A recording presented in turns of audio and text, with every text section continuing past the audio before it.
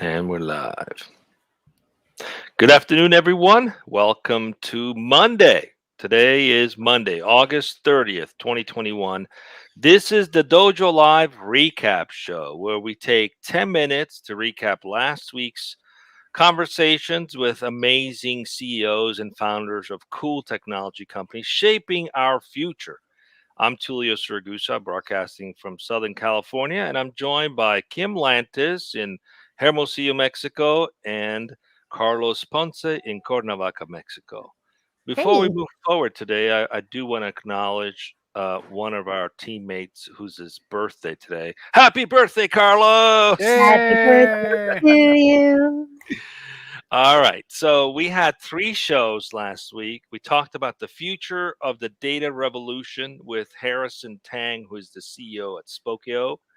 And we spoke about shared home ownership, a faster way to build equity and access home ownership with Eric Chebil, who's the CEO at Cher. And finally, rapid recoveries from ransomware with Govind Rangasamy, who's the founder and CEO at Appranix.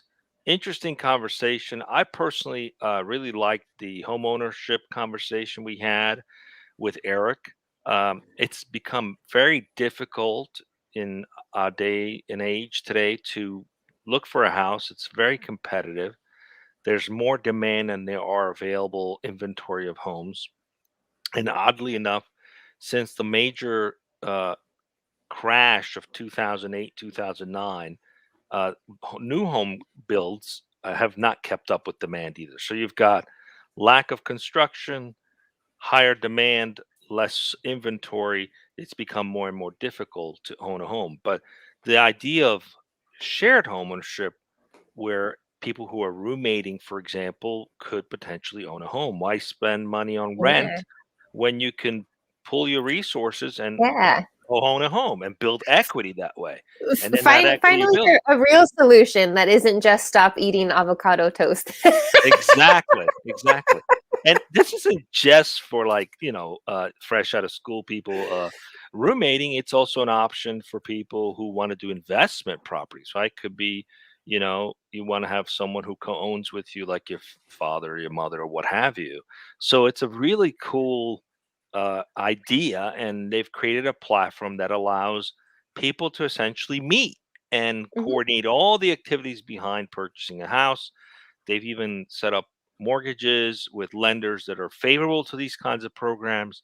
So it just goes to show how technology is reshaping our reality.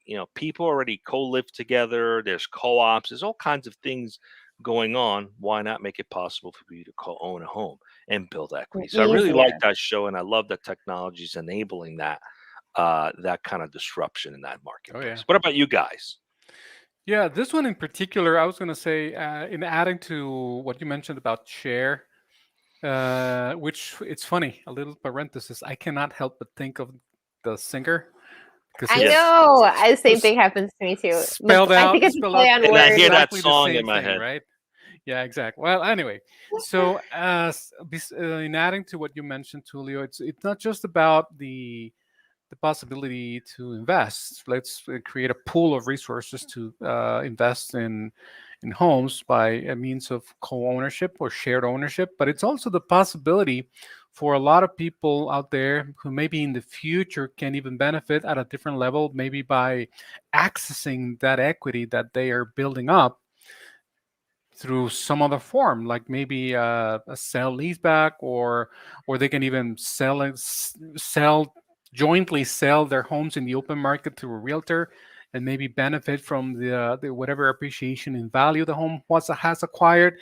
I don't know. I'm just thinking from the top of my head. So then possibilities are not limited to the moment that you actually invest and think about the future, but also the moment you exit as an investor. So I think that's enabling the average person out there who is just starting out to own property with this possibility. I think it's great. I think it's a great endeavor that is going to help, could help potentially a lot of people.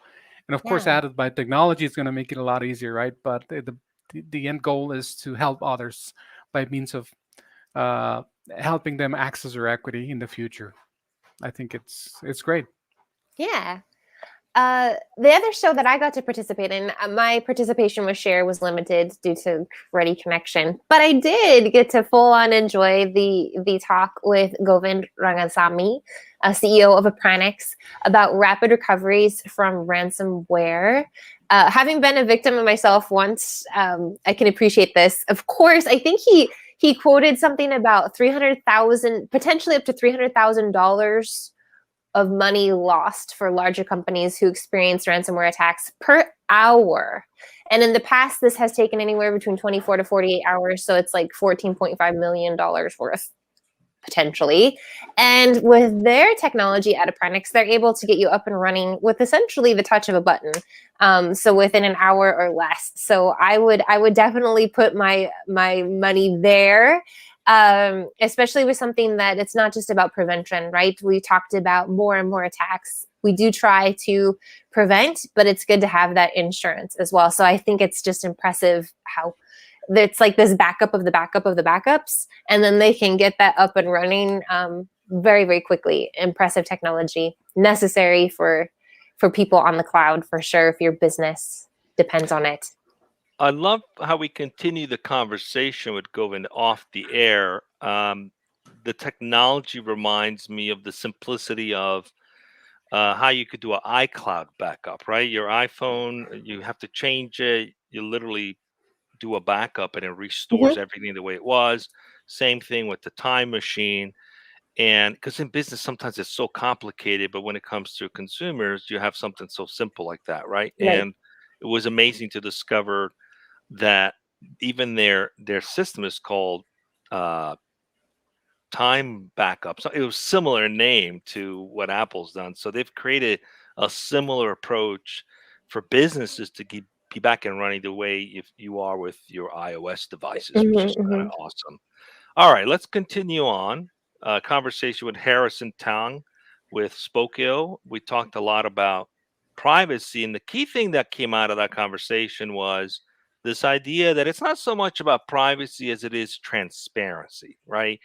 Why is my data being used and what is it being used for? And how can I collaborate as the owner of that data with companies in order to get the services and personalization that I want? So um, it puts the end user square in control of how they want that data used. And that's really what it comes down to, more about transparency on how it's being used. What came up for you guys with that discussion?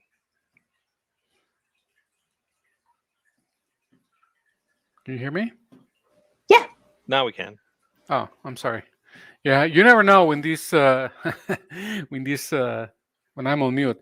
Yeah, well, what I can say about this particular one with Spokeo is I know this is a highly technical for at least for me, the average run of the mill average guy. But what I found really interesting is this this challenge, let's call it that, that we're all facing as we advance in the world of information sharing across the world.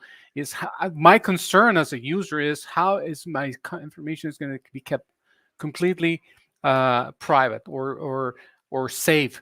Just as an example, I used an app just this morning that required me to do, and this is just for the retirement fund thing. And then there's a facial recognition app. It's requesting me, sit in front of the smartphone, recognizing my face. And then I go, where's this information going? What do I know? How do I make sure that this is kept at bay from attacks or being stolen or misused? So that's really a huge concern. I think that Spokeo has is, at least from what I saw, I think it's doing a good job and trying to keep everything under control so far. So I cannot say much about the tech part, but I certainly look forward to just being able to sleep at night. Yeah, what I look forward to is this week's shows. Carlos, what are they? Yeah, what do we got? We got 3 shows, as a matter of fact. 15 seconds. Ooh, okay. Tomorrow we're going to be speaking. Well, anyway, tomorrow is product-led growth for B2B developer tools and companies. And then on Wednesday, it'll be what the future of sales means for humans. And then finally, on Thursday, No RX, with a platform to help. Let's see. I had it right here in front of me, and I just lost it. Dang. That's all right. We're over time Anyway, anyway, so just keep online going with platform it. for patient and physician engagement. Anyway, Ruben, We do have your 4 magic, this week. please. We also have one at 10 a.m. on Wednesday. We got 4 shows this week. It's pretty awesome. Yeah. Anyway, that was it. That's it. Come back All tomorrow, right. 12 o'clock Pacific. See you guys soon. Be safe. See, Bye. be safe.